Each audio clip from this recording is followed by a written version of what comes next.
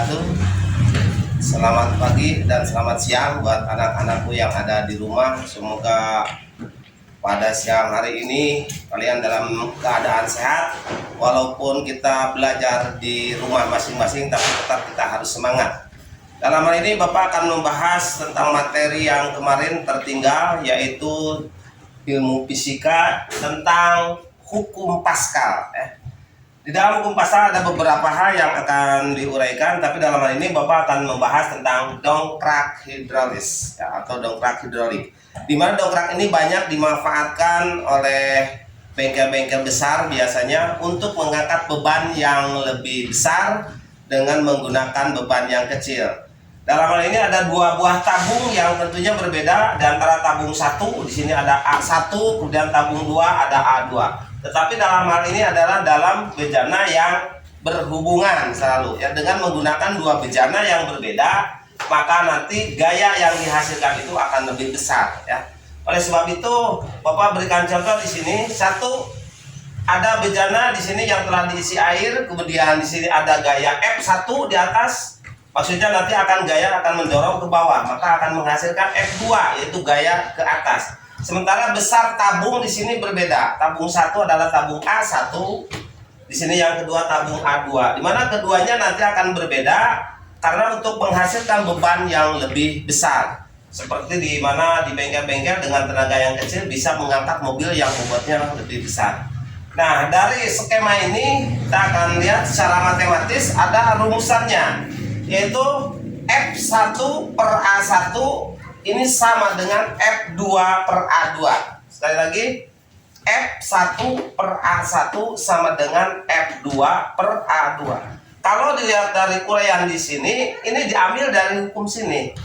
Di mana F1 itu gaya yang diberikan itu dibagi dengan luas tabung di A1, itu akan menghasilkan gaya angkat ke atas sebesar F2 dibagi besar atau luas penampang daripada A2 ya.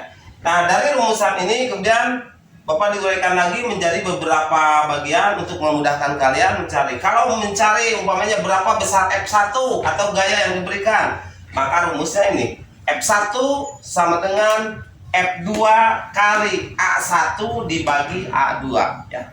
Untuk mencari F1, jadi di sini ada F2 kali A1 dibagi A2.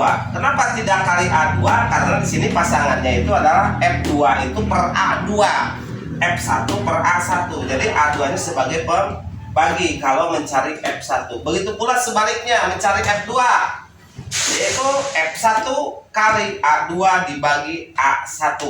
Ya. Yang keempatnya untuk mencari A1, yang sini berapa besarnya A1 bisa dicari dengan menggunakan rumus A1 sama dengan A2 kali F1 dibagi F2. Begitu yang sebaliknya untuk mencari A2 adalah A1 kali F2 dibagi F1 ya. Nah, untuk melihat dari rumusan ini kita buktikan, realisasikan dengan contoh soal supaya kalian nanti akan lebih paham lagi cara mengisinya, nanti di rumah akan lebih mudah. Contoh di sini. Jika luas tabung A1, maksudnya di sini luas tabung A1 ya, besarnya adalah 20 cm. Nah, di sini umpamanya tulis 20 cm. Dan diberi gaya sebesar 250 Newton. Berarti F1 diberikan gaya ya, ini 250 Newton. Ke bawah gaya pasti akan menghasilkan gaya ke atas ya. Jika luas tabung A2 ini sama dengan ada 120 cm, maka nanti kita bisa mencari F2 itu berapa yang dihasilkan dari gaya 250, tabung A1-nya 20, tabung A2-nya 120. Menggunakan rumusan yaitu yang nomor 3. Ya. Dari soal ini kita uraikan dulu untuk memudahkan. A1 20 cm, F1-nya 250 Newton, A2-nya 120, maka yang ditanyakan adalah F2. Kalau mencari F2 sudah ada di sini, tinggal dicari yang mana, yang nomor 3 ya. F2 sama dengan F1 kali A2 dibagi A1. Maka tinggal masukkan angka-angka yang ada di sini, dimasukkan ke dalam rumus ini. F1 berapa? 250 Newton, masukkan. Kali A2 berapa? A2 nya 120 cm. Dibagi A1. A1 adalah 20. Maka hasilnya tinggal kita lihat, 250 kali A2 dibagi A1 dulu berapa? 120 dibagi 20 menghasilkan 6. Sementara di sini ada sentimeter, di sentimeter buang. Karena yang dicarinya pun tinggal Newton. Maka 250 Newton kali 6. 6 itu dari 120 dibagi 20. Maka hasilnya 1500 Newton. Nah, ini kita bisa lihat dari sini. Kalian bisa mempelajari lebih lagi dan ditelaah lagi dari mana sehingga nanti kalian akan mudah mencari berapa F1, berapa F2. Dari soal ini kalian bisa dibulak-balik masukkan di sini. Mau mencari apa? Mau mencari A2, mencari A1, tinggal gunakan aja rumus ini ya. Jadi untuk lebih mudah tinggal kalian lihat di pelajaran tentang hidrolis. Kalau ada soal tinggal pecahkan, kalian bisa seperti ini ya.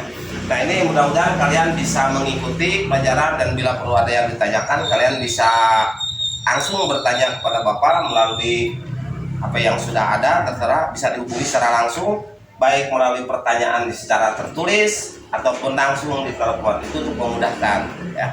Atau ingin lebih jelas lagi, ingin ketemu di sekolah, silahkan, nanti sewaktu-waktu kita akan bertemu di sekolah, tapi dengan terbatas ya, terutama menggunakan protokol kesehatan yang lebih baik lagi, pakai masker. Nah, untuk sementara itu dulu, mudah-mudahan kalian bisa mengikuti dan mempelajari tentang dongkrak hidrolis tersebut ya.